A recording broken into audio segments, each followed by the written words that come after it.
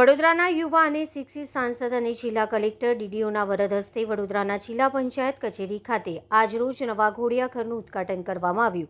સચિવાલય સહિત સરકારી કચેરીઓમાં મહિલા કર્મચારીઓની સંખ્યામાં નોંધનીય વધારો થયો છે, ત્યારે વડોદરા જિલ્લા પંચાયતમાં ધાત્રી માતા એવી મહિલા કર્મચારીઓના માસૂમ બાળકો માટે ઘોડિયા ઘરની સુવિધા ઊભી કરવામાં આવી છે। આ ઘોડિયા ઘરમાં બાળકો માટે પ્લે એરિયા, રમતના સાધનો, ફીડિંગ રૂમ, ટોયલેટ, પેન્ટ્રી સહિતની સુવિધાઓ અહીં આપવામાં આવશે। વડોદરા જિલ્લા પંચાયત કચેરીમાં કામ કરતી મહિલાઓ તેમજ મહિલા સભ્યો માટે અલાયદી વ્યવસ્થાના ભાગરૂપે આ ઘોડિયા ઘરનું નિર્માણ કરવામાં આવ્યું છે। અગાઉ આ ઘોડિયા ઘરની જગ્યાએ વડોદરાના પૂર્વ સાંસદ રંજનબેન ભટ્ટનું કાર્યાલય કાર્યરત હતું। વડોદરા જિલ્લા પંચાયતના મહિલાઓ તેમજ ધાત્રી માતાઓને કોઈપણ પ્રકારની અગવડતા ન પડે તેમજ પોતાના કામના સમયે પોતાના બાળકોને પણ સાચવી શકે તે માટેની અલાયદી વ્યવસ્થા વડોદરા જિલ્લા પંચાયત કચેરી ખાતે કરવામાં આવી છે। જિલ્લા પંચાયતની સદસ્ય અને પરિવારે આ ઘોડિયા ઘર માટે તેમજ બાળકોના મનોરંજન માટે વ્યક્તિગત સહાય કરવામાં આવી છે। વડોદરા જિલ્લા પંચાયતની કચેરીમાં ઘોડિયા ઘરના ઉદ્ઘાટન પ્રસંગે વડોદરાના યુવા અને શિક્ષિત સાંસદ ડોક્ટર હેમાંગ જોશી, વડોદરાના પ્રથમ નાગરિક મેયર પિંકીબેન સોની, વડોદરા જિલ્લા કલેક્ટર BM શાહ, DDO મમતા હીરપરા તેમજ વડોદરા જિલ્લા પંચાયતની મહિલાઓ તેમજ વડોદરા જિલ્લા પંચાયતના સભ્યો વિશેષ સ્વરૂપે ઉપસ્થિત રહ્યા હતા।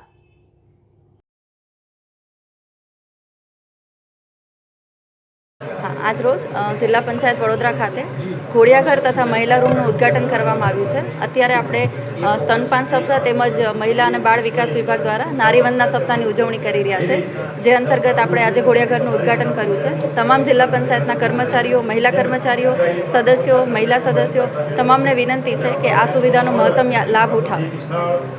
જે માનનીય મુખ્યમંત્રીશ્રીના માર્ગદર્શન હેઠળ સમગ્ર રાજ્યમાં જ્યારે નારીવંદના તથા સ્તનપાનનું જે અવેરનેસનું પખવાડિયું ચાલી રહ્યું છે, તે જ અંતર્ગત એક સુખદ સંયોગ આજે જિલ્લા પંચાયતની કચેરી ખાતે વડોદરા ખાતે ઘોડિયાઘરનું એક ઉદ્ઘાટન આજે કરવામાં આવ્યું છે। આ ઘોડિયાઘરના ઉદ્ઘાટનમાં માનનીય વડોદરા મહાનગરના મેયરશ્રી અને જિલ્લા પંચાયતના DDO મેડમ, જિલ્લા પંચાયતના કારોબારી ચેરમેન, તમામ સદસ્યો, વિવિધ સમિતિના ચેરમેનશ્રીઓ, તમામ લોકો દ્વારા સાથે મળીને આ ઘોડિયાઘરનું આજે ઉદ્ઘાટન કરવામાં આવ્યું છે।